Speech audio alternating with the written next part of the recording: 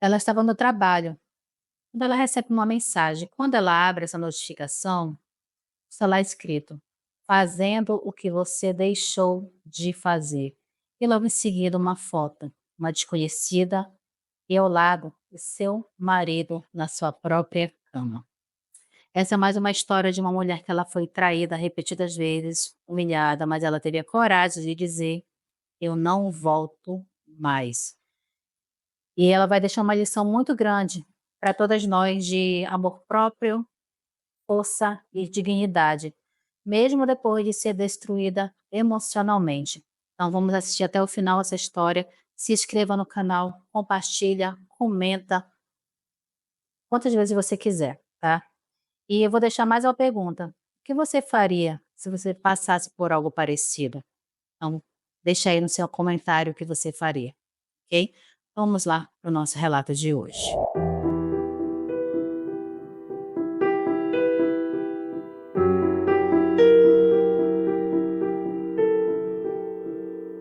Naquele dia, eu estava imersa no trabalho, como sempre. Era uma segunda-feira agitada, reuniões consecutivas, relatórios acumulados e aquela velha sensação de que o tempo me escorria pelos dedos. O meu celular estava no silencioso, como de costume. Eu só me permitia checar as notificações de vez em quando. Foi quando chega a notificação. E eu pedi permissão para ir ao banheiro, para ali para respirar por 2 minutos. E foi quando eu vi que minha vida mudou completamente. Eu vi a mensagem, era de um número desconhecido. Tinha foto e o nome não era salvo.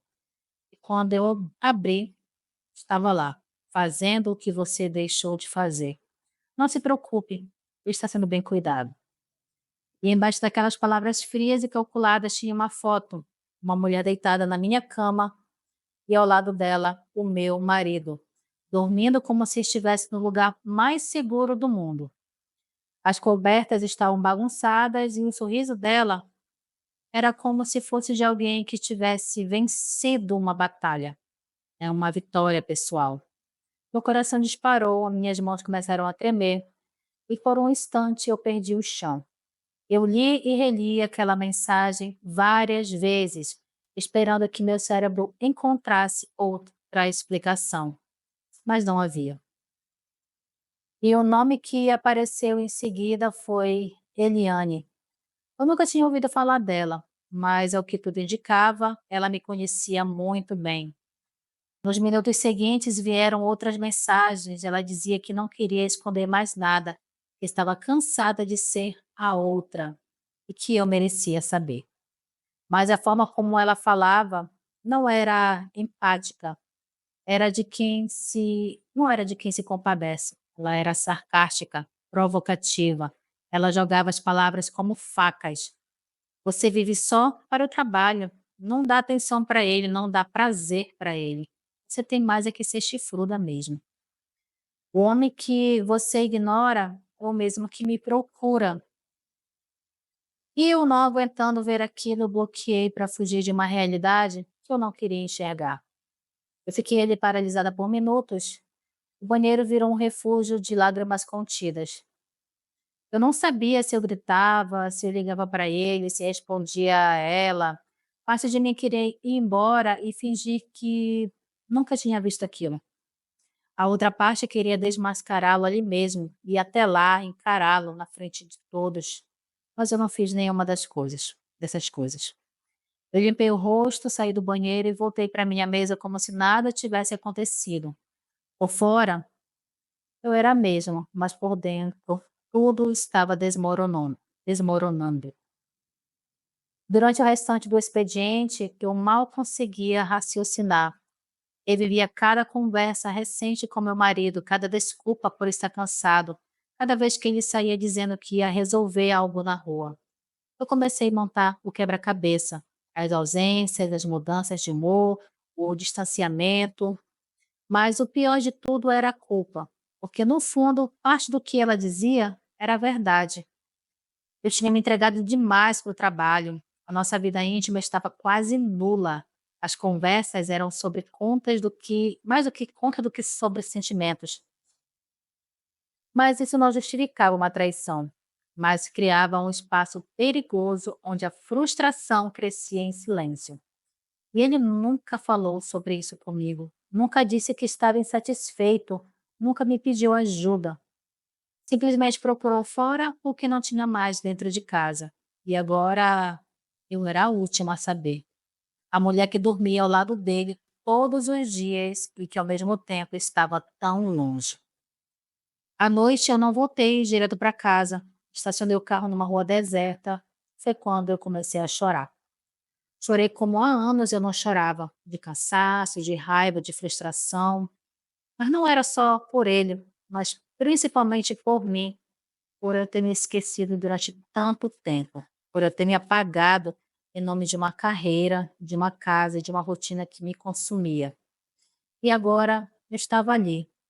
Eu era só uma mulher traída, uma esposa que não cuidava, a que deixou de existir como mulher para viver uma vida de funcionária, provedora e mãe. Mas tudo isso menos companheira. Eu voltei para casa à tarde, ele já dormia como se o mundo estivesse em paz. O telefone dele estava na cabeceira. Eu tranquei o quarto, fui para o sofá e fiquei ali no escuro. Eu não conseguia dormir, eu só pensava em uma coisa. A partir de amanhã, nada mais seria como antes. E na manhã seguinte, eu encarei meu reflexo no espelho do banheiro como quem encarava um estranho. E eu estava ali, viva, com o rosto inchado de tanto chorar, mas parecia que faltava alguma coisa em mim. Como se a mulher que antes se olhava ali tivesse ido embora junto com a sua dignidade. Lavei o rosto devagar, tentando entender como eu tinha deixado as coisas chegarem até aquele ponto. Não era só sobre traição, era sobre o quanto eu tinha me anulado nos últimos anos e sobre como ele usou esse vazio como justificativa para me trair. Ele acordou e veio até mim como se nada tivesse acontecido. Me deu um beijo no rosto e perguntou se eu queria café. O mesmo beijo, a mesma voz, o mesmo cuidado falso.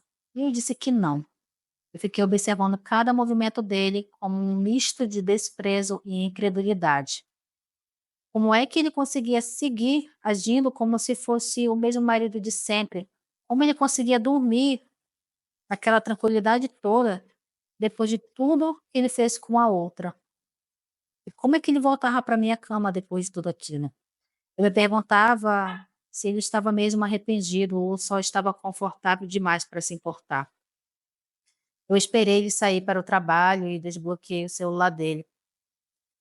Eu já sabia o código, só que eu nunca tinha sentido a necessidade de usar, mas agora tudo era diferente. Fui direto nas mensagens e lá estavam elas. Conversas com a tal de Eliane. Eram fotos íntimas, trocas de mensagens que iam muito além de sexo. Tinham apelidos, confidências, piadas sobre mim. E aquilo doeu mais do que qualquer imagem da cama, porque mostrava que, além do corpo, ele deu a ela algo que havia me tirado: a atenção, o carinho e a escuta. Voltei para a galeria do celular e havia mais fotos e muitos vídeos deles. Lugares onde ele disse que estava resolvendo coisas. Em um deles, ele segurava a mão dela dentro de um carro dele, onde muitas vezes o Mateus, nosso filho de 8 anos, ia sentado. Ali eu percebi que aquilo não era só um caso, era uma escolha. E eu era a pessoa que ele mantinha para manter as aparências. A mulher que ele levava, que lavava as roupas, que cuidava da casa, que organizava os boletos, mas eu não era mais a esposa, não era mais a parceira, eu era só aquela que sobrou.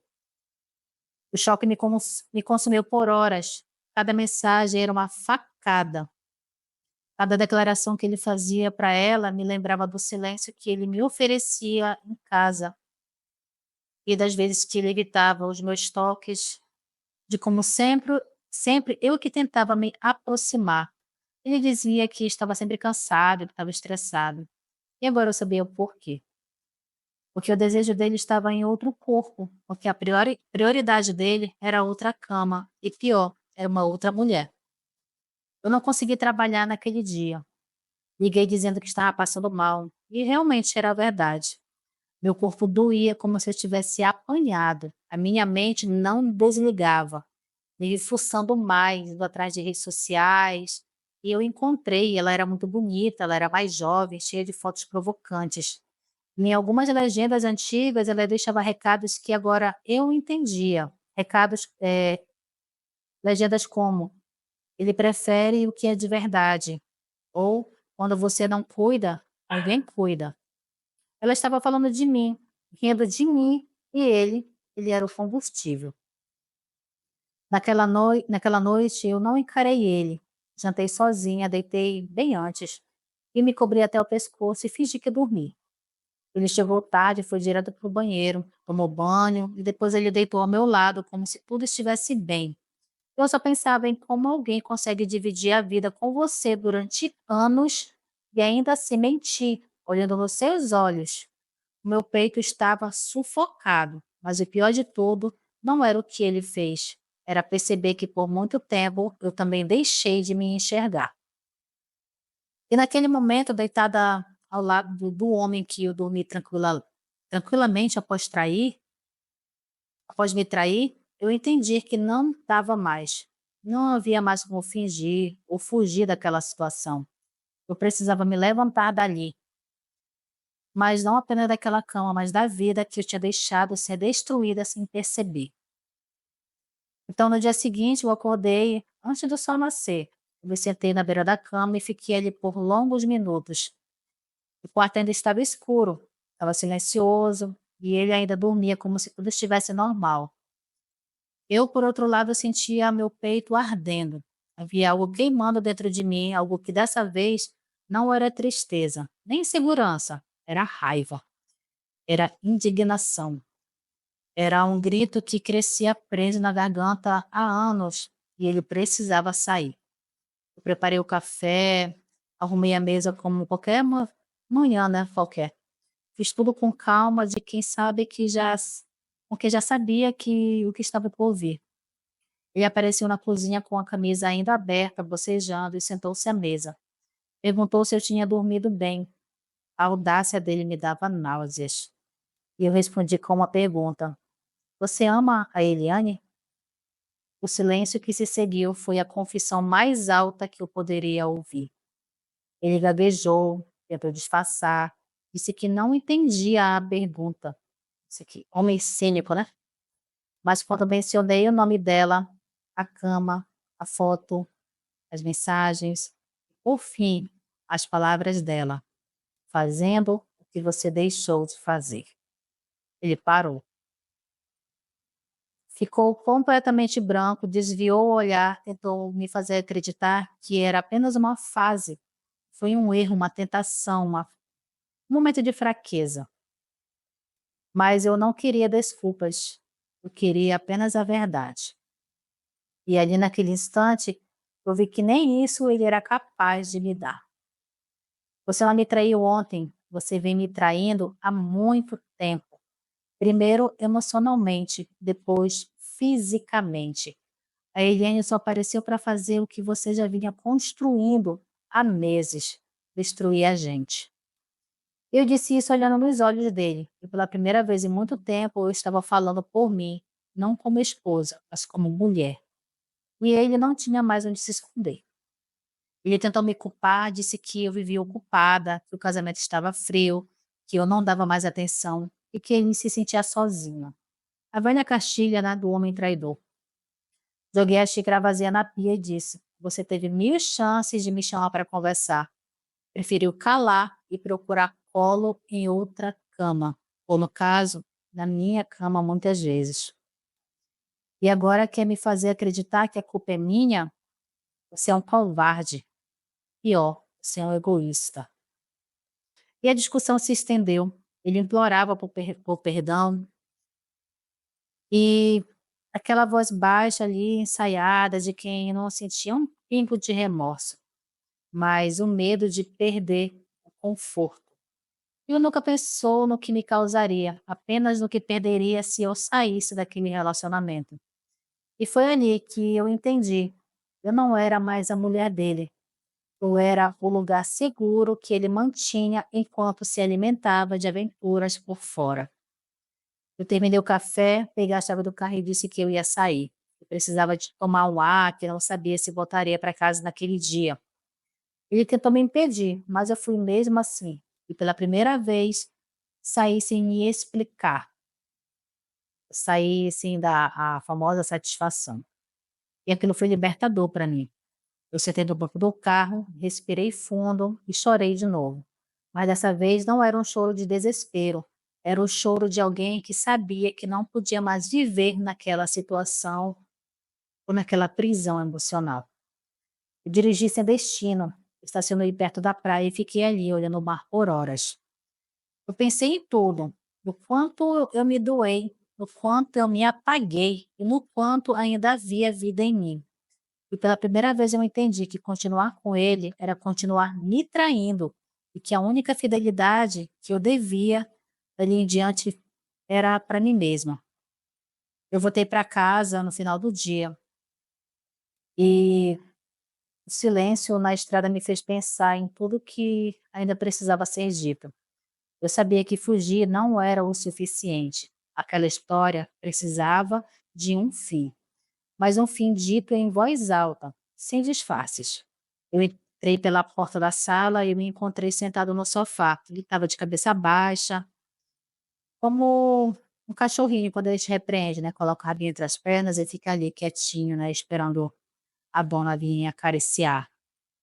Ele levantou e assim que me viu, disse: "Você sumiu." Eu fiquei preocupado, como se ainda tivesse algum direito sobre os meus passos. E eu respirei fundo e fui direto ao ponto. A gente precisa conversar, mas dessa vez sem desculpas, sem o "foi só uma vez", sem fingir que isso é só uma crise. Eu quero ouvir de você o que tudo que aconteceu realmente, o que que significa. E ele hesitou, né, se sentou e colocou as mãos entre as pernas e ficou em silêncio por alguns segundos. E ele falou, né: "Foi um erro que virou uma fuga e eu não planejei, eu juro que eu não planejei." A Eliane apareceu no momento que eu estava me sentindo esquecido.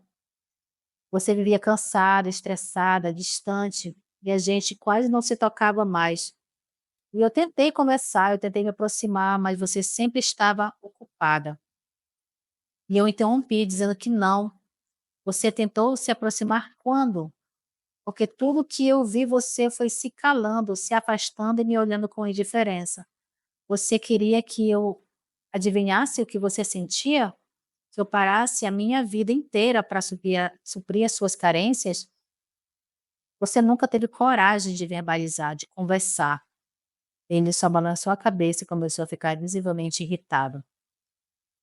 Você está fazendo parecer como se eu fosse o único culpado aqui, mas um relacionamento é feito de dois e você também errou. Você também se afastou. Eu me afastei tentando sustentar essa casa, tentando manter a vida funcionando enquanto você mentia pelas minhas costas. Não foi frieza, foi exaustão. Mas você escolheu me trair. E ainda por cima, com alguém que teve prazer em me humilhar. A minha voz subiu, eu comecei a tremer. Eu não tinha medo, mas eu tinha muita indignação. E cada palavra dele me feria cada vez mais, porque ele não estava arrependido, ele estava apenas desesperado por não para não perder tudo que ele tinha. Ele se levantou e começou a andar pela sala. "Você acha que eu queria que fosse assim? Eu me perdi, ok? Eu me perdi, eu fui fraco, mas eu ainda te amo. Eu ainda quero você. Eu posso acabar tudo com ela, eu posso mudar. A gente pode recomeçar. Olha para tudo que a gente construiu." Eu me levantei, olhei nos olhos dele e disse com toda firmeza: "Você destruiu tudo que a gente construiu. E o que sobrou, eu vou reconstruir sozinha, porque eu não consigo mais olhar no espelho sabendo que divido a cama com alguém que me traiu. E você vai me deixar por causa de uma mulherzinha qualquer?" Ele rebateu, num tom que até chegou a me arrepiar. "Ela não é um problema. O problema é o homem que você se tornou. Você é frio, você é mentiroso e covarde. Sabe o que é pior? Você me fez duvidar de mim, me fez acreditar que eu era a errada. E mesmo assim, mesmo com toda a dor, eu ainda sinto pena, porque no fundo, você não me traiu só com ela, você traiu a própria chance de ser alguém melhor. Nossa, ela humilhou ele aqui, né? Ele sentou sem dizer mais nada, abaixou a cabeça. Eu subi, peguei uma mala e comecei a colocar algumas coisas minhas. Naquele momento, eu não sabia exatamente para onde eu ia, só sabia que não podia mais ficar ali. Deixei a última frase antes de sair. Falei: "Não me procura. E se um dia quiser consertar alguma coisa, começa por você mesmo". Uma coisa que eu acho muito errada é quando a mulher sai do lugar onde ela construiu, do lar dela, e deixa o cara lá. Quem tem que sair é ele. Quem errou foi ele, não foi você. Aí você sai, abandona tudo, né, tuas coisas e deixa ali, né, para abençoada, só usufruir, depois colocar outra no lugar e usufruir de tudo que você construir. Então eu acho um erro muito grande. Separou, quem tem que sair é ele, né, você tem filhos, quem precisa é você, não é ele. Ele que se vira, foi ele que errou, foi ele que jogou fora o casamento, é a minha sincera opinião. Eu fechei a porta e fui embora, e fiquei ali, fui pra casa de um conhecido, né. Os primeiros dias longe de casa foram como acordar dentro de corpo estranho. Aí ela disse que ela foi pra casa da irmã dela. Ela tinha um quarto pequeno, se deu pra ela ali, né, e ela ficou lá por um tempinho. E a minha irmã, ela me deu todo o suporte. Ela não me fazia perguntas, ela só me deixava viver aquele luto do fim do meu casamento. Porque sim, era um luto. Um casamento não acaba apenas no papel. Ele morre nos detalhes, na quebra da confiança, nos hábitos que deixam de fazer sentido, nos planos rasgados. Eu não tinha coragem ainda de contar tudo para o mundo. O trabalho disse apenas que estava passando por um momento pessoal. Entre os amigos, eu mantive a distância. Eu não queria ouvir aquele famoso "eu avisei" ou "o método igual". Ou então, né, você precisa sair para se divertir, conhecer pessoas. Eu só queria mesmo ficar em silêncio e em paz. Mas o mundo não dá tempo para quem sofre. Em menos de uma semana começaram as mensagens. Nossa, que foram deles, né? Primeiro curtas, depois as mais longas, e algumas cheias de culpa, outras tentando me fazer acreditar que eu estava exagerando. Uma em especial me destruiu por dentro e dizia: "Você está jogando fora anos de história por um erro. Quem vai te amar como eu?" Eu li aquilo e confesso que eu ri. Era um riso seco, mas um riso bem triste, porque ele realmente achava que o amor era sinônimo de posse, de conveniência, de sobrevivência. Eu recebi também uma mensagem dela, da Eliane. Era uma mensagem curta e bem debochada. Pelo visto, agora ele é só meu. Eu não respondi porque não era sobre ela. Nunca foi sobre ela. Ela foi apenas uma sombra de uma relação que já estava escura. O buraco não era ela, era ele. Era o que deixamos de construir juntos. Era o que ele deixou de me oferecer quando precisei. Era o que eu aceitei calada por tempo demais. Eu bloqueei ela e fingi que a mensagem nem tinha sido lida. À noite, os fantasmas vinham, me perguntava se estava fazendo a coisa certa, se eu era corajosa ou se eu estava sendo burra. Se realmente alguém começaria do zero aos 39 anos com um filho pequeno e um coração em cacos. Eu tinha medo da solidão, do recomeço, do futuro, mas mais do que isso, eu tinha medo de voltar, de me encolher de novo e de fingir que estava tudo bem só para manter uma imagem de família feliz. E foi numa tarde chuvosa que eu tive um estalo. Estava na sala com minha irmã e meu filho. Meu filho tinha 7 anos. E ele me abraçou e disse que, naquele momento, eu estava sorrindo mais. Mesmo triste, você parece mais com você, mamãe, porque ela sorria mais. E aquilo me atingiu como se fosse um soco. Meu filho estava enxergando o que eu ainda não conseguia ver. E eu já não era mais uma mulher apagada que ele via antes. Mesmo em ruínas, eu estava viva. Naquela noite eu fui até o espelho e me olhei de novo. De verdade. O cabelo estava despenteado, os olhos cansados, a pele sem maquiagem, mas havia algo novo ali. Uma firmeza no olhar, uma faísca. Eu ainda não estava inteira, mas pela primeira vez em anos eu era só minha. E na semana seguinte eu acordei com uma vontade estranha de arrumar o quarto. Não era minha casa, não era meu lar definitivo, mas era o que eu tinha no momento. Dobrei a roupa, troquei a coisa de cama e organizei alguns documentos. Aqueles gestos me fizeram ver que eu podia fazer algo por mim, que eu ainda estava ali. E eu comecei a fazer coisas além do cotidiano que me faziam me sentir viva. Eu voltei ao trabalho com o rosto firme e o coração ainda em pedaços, mas me surpreendi comigo mesma. Consegui me concentrar. Eu entreguei todos os relatórios, eu fiz as apresentações que eu precisava e eu não desfoquei. E no fim do expediente eu fui até o banheiro e me olhei no espelho e disse: "Eu consegui, eu venci esse dia". E era só mais um dia de trabalho, mas para mim era algo diferente. Eu passei aquele dia inteiro sem desmoronar, e aquilo já era uma vitória imensa para quem quase tinha perdido tudo. E no final de semana eu sentei com a minha irmã e falei sobre a separação com mais clareza. Eu contei tudo para ela, as mensagens, a foto, a dor, a culpa que eu sentia, e ela ouviu em silêncio. Ela depois segurou minha mão e disse que: "Você não fracassou, minha irmã. Você sobreviveu a algo que ninguém deveria passar". Naquele momento eu percebi o quanto a gente se culpa por não ter mantido algo que na verdade já estava quebrado há muito tempo. E ele não parou, né, ele continuava mandando as mensagens, algumas mensagens doces, outras mais agressivas, e tinha uma oscilação emocional dele que era bem previsível. E quando eu não respondia, ele me acusava de ser egoísta. E quando eu respondia com firmeza, ele se fazia de vítima. E em uma das mensagens ele dizia: "Você está destruindo a nossa família". Eu respirei fundo e eu decidi responder: Você destruiu o nosso casamento. Eu estou salvando o que sobrou de mim".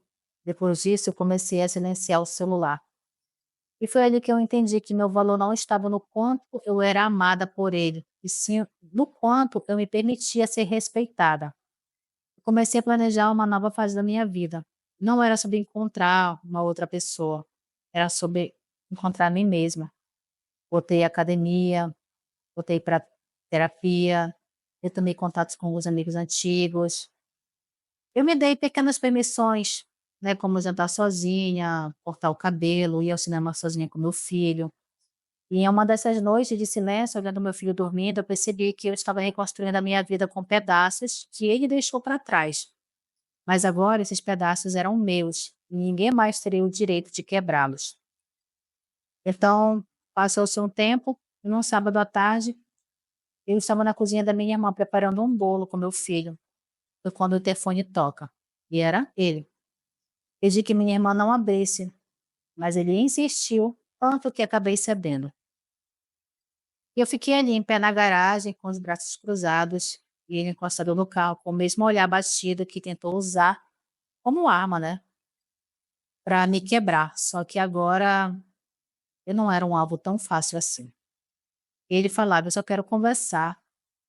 E com ele levou um buquê de flores, mas aquilo ali não me pegou. Revirei os olhos e falei: "Flores não vão apagar o que você fez, não vão desfazer o que eu vi, e definitivamente não vão apagar as palavras daquela mulher". E ele deu um passo à frente, abaixou o tom e falou: eu sei que eu errei, mas você também se afastou, você também mudou.